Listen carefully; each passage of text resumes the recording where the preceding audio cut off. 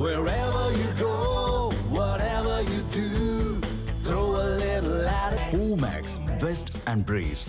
ஊழல் புகாரில் சிக்கினால் கடும் நடவடிக்கை எடுக்கப்படும் என அமைச்சரவை கூட்டத்தில் முதலமைச்சர் எச்சரிக்கை விடுத்ததாக கூறப்படுகிறது. இது குறித்த முழு விவரங்களை செய்தியாளர் சந்தோஷ் வழங்க கேட்கலாம். சந்தோஷ், இது குறித்த முழு விவரங்களை பதிவு பண்ணுங்க. வணக்கம்.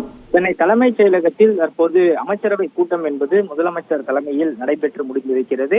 இதில் பல்வேறு துறை சார்ந்த நிகழ்வுகள் குறித்து பேசிய முதலமைச்சர் அமைச்சர்களிடம் பல்வேறு அறிவுறுத்தல்களையும் எச்சரிக்கைகளையும் விடுத்திருக்கிறார்.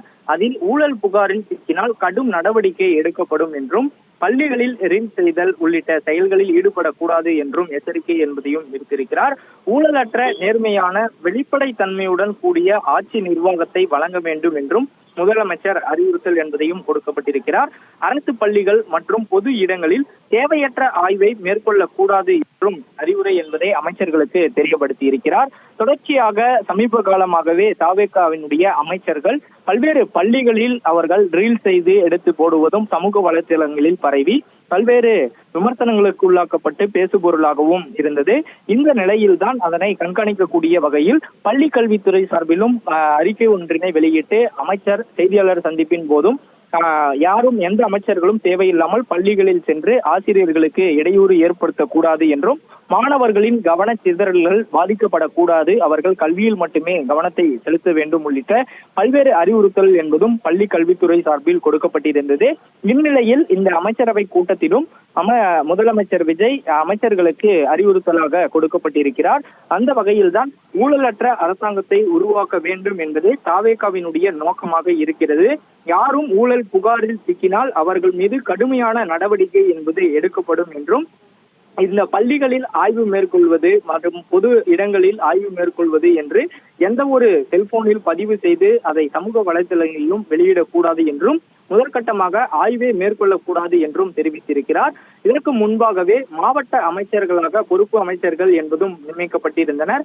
அவர்கள் மக்களின் நலன் சார்ந்த விஷயங்களுக்காக மட்டுமே அவர்கள் பயன்படுத்துவார்கள் என்றும் அதற்கான ஆய்வு மட்டுமே மேற்கொள்ளப்பட வேண்டும் என்றும் தொடர்ச்சியாக தேவையற்ற ஆய்வுகள் என்பதை தவிர்க்க வேண்டும் என்றும் அமைச்சர்களிடம் முதலமைச்சர் விஜய் பேசியிருப்பதாக தகவல்கள் கிடைத்திருக்கின்றன.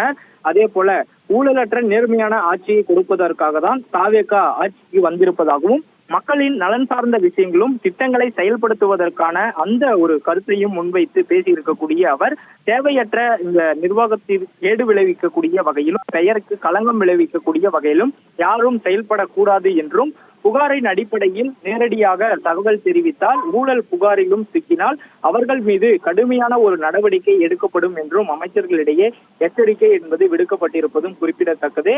அதே போல ஆய்வு மேற்கொள்ளக்கூடிய அமைச்சர்கள் அதற்கான ஒரு நலன் சார்ந்த விஷயங்களுக்காக மட்டுமே ஆய்வு செய்ய வேண்டும் என்றும் தேவையற்ற இடங்களில் இந்த நேரத்தை வீணடிக்கக்கூடிய வகையிலும் அதே போல புகழ் விளம்பரம் தேடுவதற்கான ஒரு பெயரிலும் இந்த ஆய்வு என்பது யாரும் மேற்கொள்ளக்கூடாது என்றும் தெரிவித்திருக்கிறார்.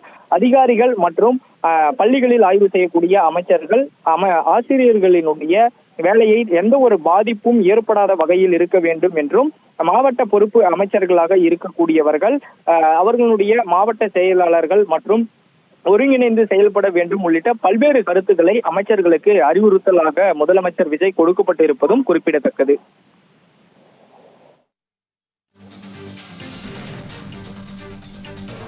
விவரங்களுக்கு நன்றி. இந்த மாதிரி யூஸ்ஃபுல்லான இன்ஃபர்மேஷன்ஸை தெரிஞ்சுக்க தமிழ் ஜனம் சேனலை சப்ஸ்கிரைப் பண்ணுங்க.